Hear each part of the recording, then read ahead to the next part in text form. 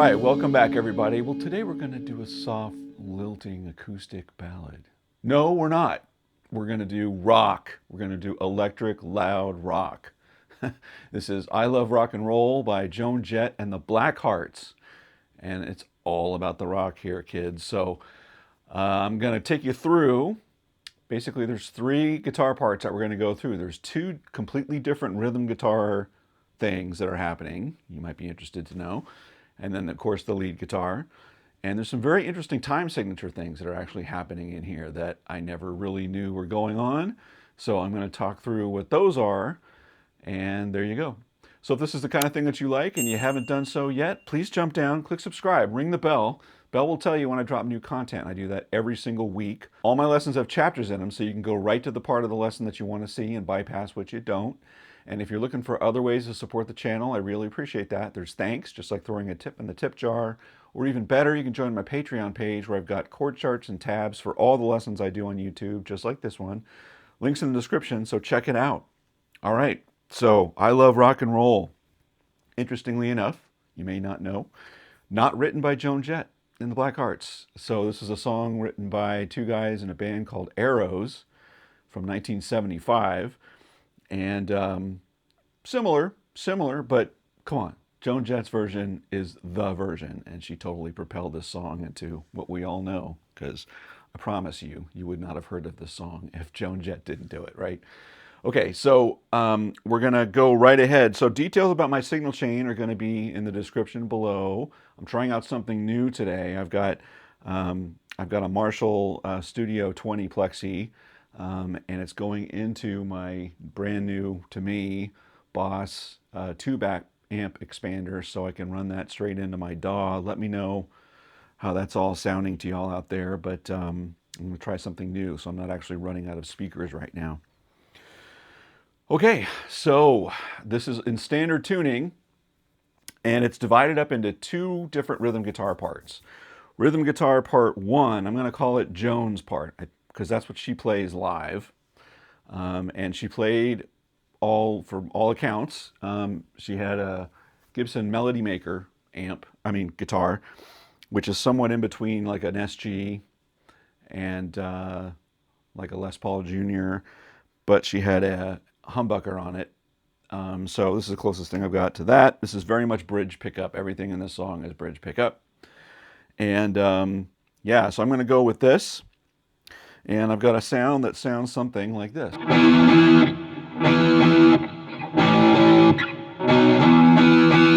right, so this is what I'm going to go with for Joan's part. Standard tuning. There are 3 chords, literally 3 chords to this song, at least for the rhythm guitar part. And they're all power chords.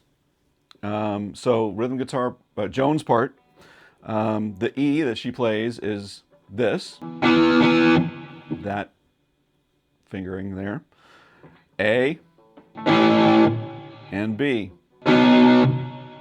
That's it. She plays them in those spots.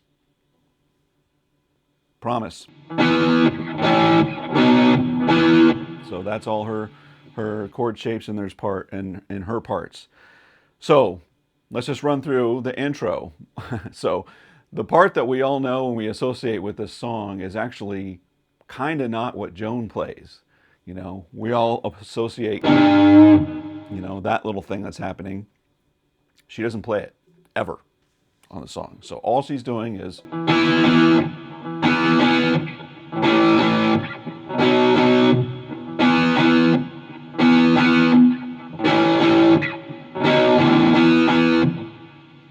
that's it.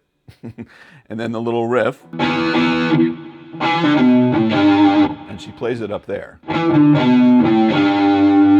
She doesn't play it down here, which everyone does, including me, but nope, she plays it up here. And if you listen real close on isolated tracks, you can hear her picking. You can hear that like pretty loud, so it's not a pull-off. Still going to sound amazing if you play it down here. But I'm just telling you, this is where her hands are, and that's why she chooses to play the riff up here. If you look at live footage where the camera actually has has it shown on her guitar neck. That's what you'll see. All right, so interesting part about this is that is the intro, but it's also the chorus, right? That's what happens during the chorus. And there's a brief weird time signature thing that happens there. So it starts out in 4/4, but there's a measure of 3 at the end of it, right? So 1, 2, 3, 4, 1, 2, 3, 4, 1, 2, 3, 4, 1, 2, 3, 4, 1, 2. So there's that weird 3 measure, and I instinctively, and you probably know it's there. We've all heard this song a million zillion times, but it's actually it's actually a short measure there. All right, so then what happens on the verses? Same chords.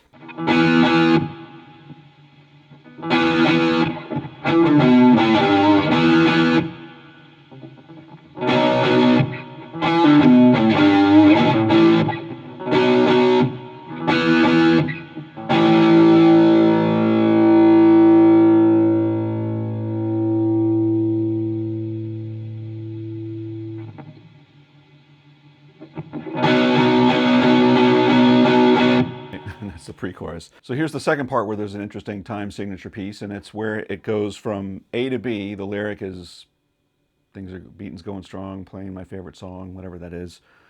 The A to B part. 2, 3, 4. That's 4/4. This next little measure is just 2 beats, and then it goes back to 4 beats. Okay, so 1, 2, 4, 2.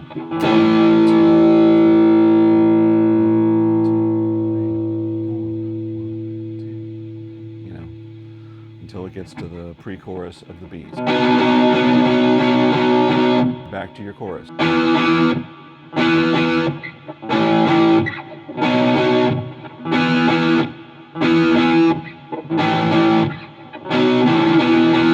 right, so that's it. And you notice that little pull off there? She does do that. Sometimes she hits the A string, and sometimes she hits the E string.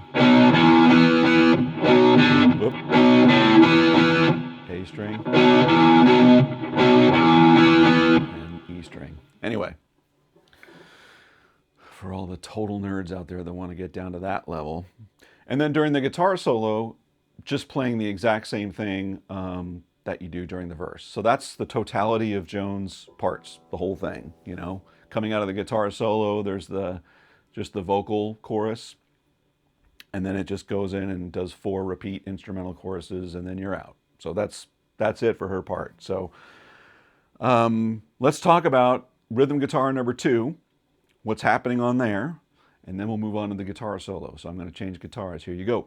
All right, rhythm guitar number 2. So again, don't know what guitar was used, but Joan's lead guitar player, at least that you see in the video and in the early live footage in sort of 81, 82, he's playing what looks like one of these, right? It's this is a 78, I think. It's 78 or 79 Les Paul Deluxe Pro. Just a Les Paul with P90s and an ebony fretboard. Killer guitar. I love this thing. Just had it a little while. But when I look at the footage, he's playing this guitar. So I'm going to go with it. Who knows? So basically same kind of tone. So live, doing a little differently. So Joan has been up here, as we learned on her parts.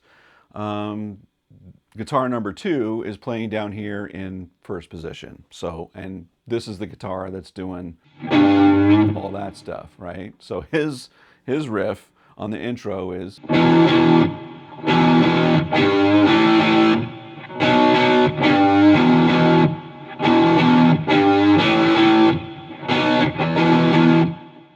All right, and we'll do the little riff in just a second. So just notice that was all in first position. And those little G bends, it's just like I don't even know if he bends it all the way up to that tone. It's sort of in between, in my opinion. So he bends it on the way up and on the way down. So on the way up, you know, and on the way down.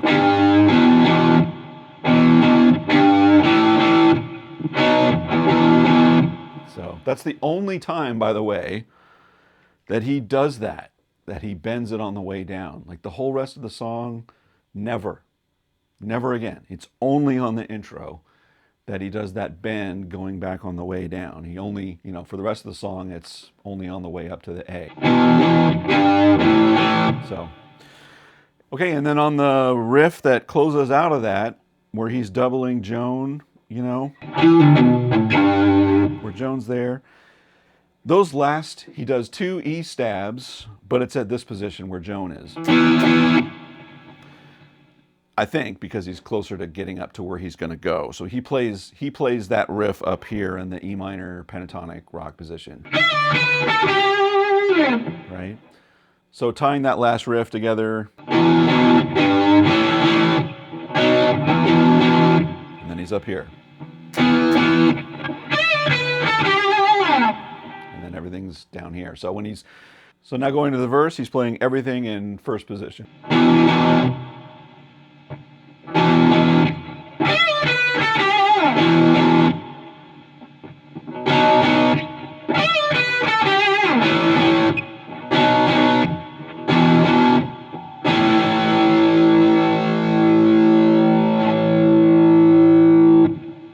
Pre-chorus, I can't tell if he's down here or up here. And then back to your chorus again.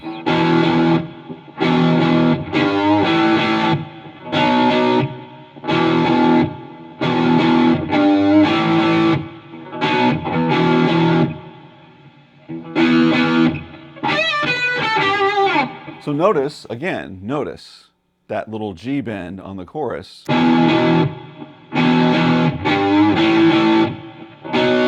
No.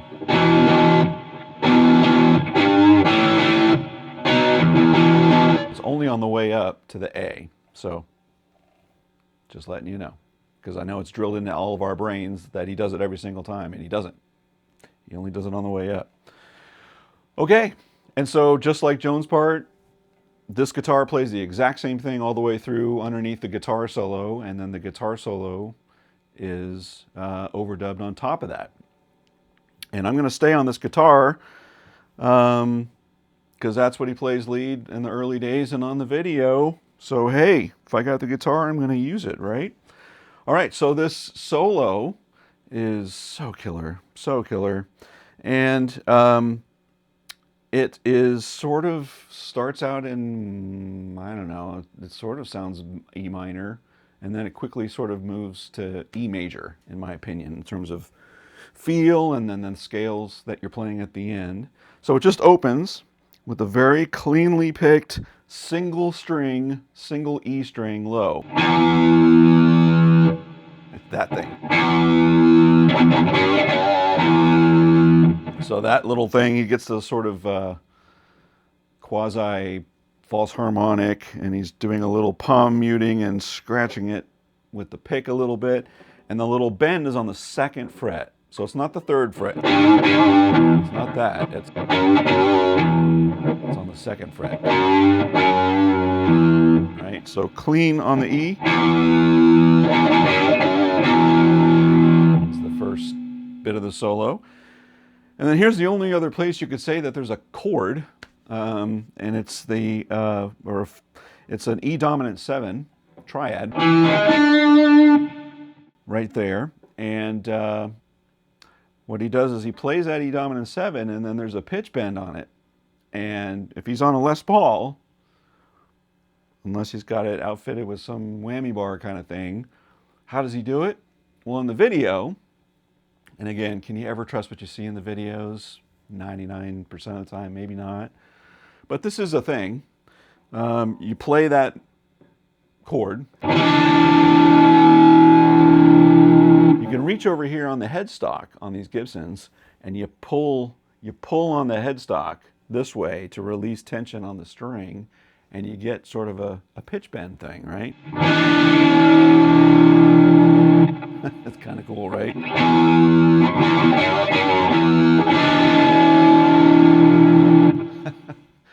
Ah, I love that, man. That's so great. If you don't want to do that, and you want to get a little fancy pants, you can try to do a pre-bend of an E dominant 7 triad on the 6th fret. So fret it at the 6th fret and bend it up. You're sort of hopefully in pitch.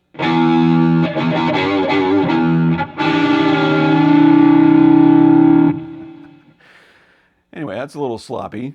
If you got a whammy bar guitar, you can use your whammy bar just to go a little bit on it. But yeah, that trick of the headstock.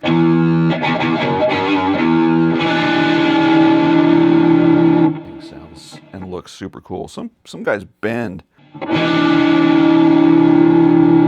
Just press on this and then they pull on the neck. And I think that works better if you're down here. But if you're up here in the middle, can't get much of a bend on it. So that's enough of that. So that's the first part of the solo.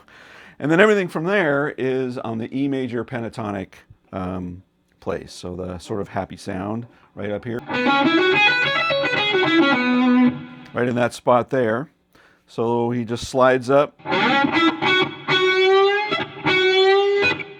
Those are the first little parts. That's on your 4th string, sliding up to 11.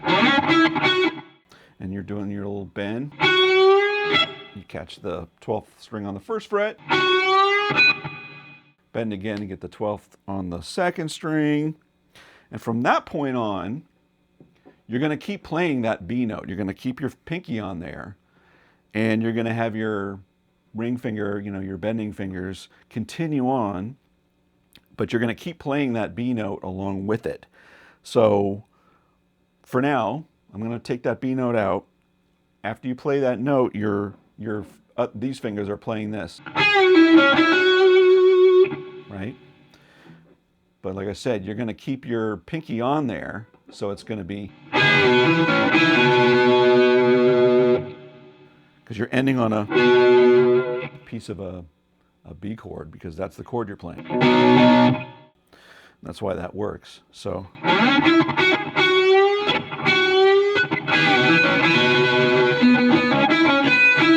And then that's a little lick after it. But again, everything is right there. Right there in that E major pentatonic spot.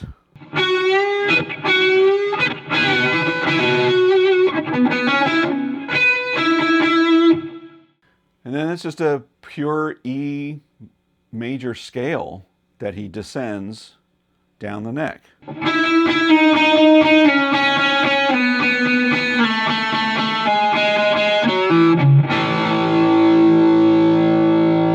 Okay, and that's literally, and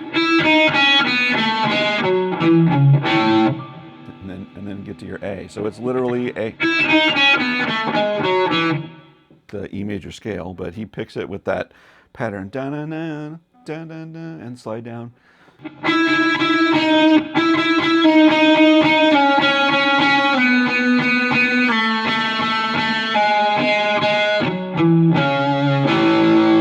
Okay, I think he frets those, and he mutes this last one.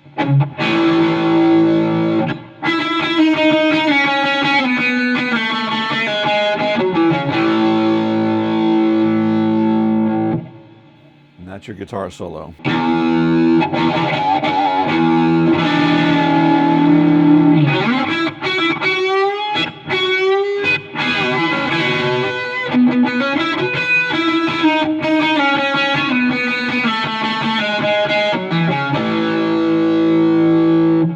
Yeah, so that's that. And then the only other part that comes in is once the instrumental choruses during the out, there's 4 of those.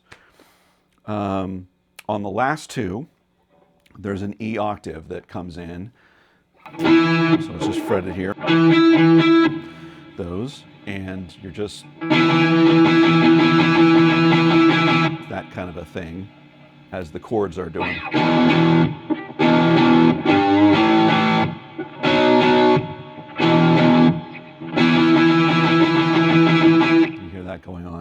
And I found out that there's a little slide that happens into it every time. It's pretty much every time that there's a chord change between the E, A to the B to the E. Every time there's a chord change, he does that.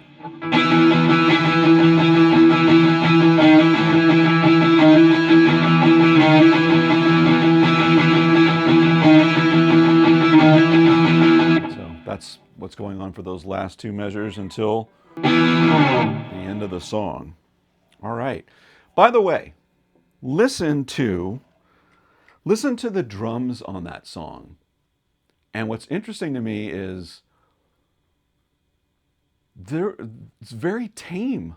It's like, I don't know if it's electric or if it's an actual acoustic drums that are happening. It's, you know, you can hear hand claps. But it's not like, you know, you hear the song and you just think like everybody is like balls out on 10 and everything, but the drums are not. The drums on the record are, you know, like a mini version of We Will Rock You, but it's very tame and it doesn't get big. There's no like, there's no like crazy like drum rolls or everything. And I heard that, like I noticed that like a year ago when I was listening to it, and now that's all I hear when I hear the song. I'm like totally interested and fixated on that because this is like the biggest rock song ever, you know, guitar-wise and everything, but it's sort of like it proves you can make the biggest rock song ever and you don't have to have like the biggest rhythm section. You can have a kind of muted, you know, like a guide. Anyway, that might only be interesting to me, but that's what you get here, kids. All right, well, that was I Love Rock and Roll by Joan Jett and the Blackhearts, and I hope you learned something new today. If this is the kind of thing that you like and you haven't done so yet, please jump down, click subscribe, give me a thumbs up, that helps a lot, and ring the bell. The bell will tell you when I drop new content. I do that every single week. Let me know in the comments if you thought about this, and if there's another song you want me to take on and do something similar, let me know what that is too. And until next week, take care, everybody.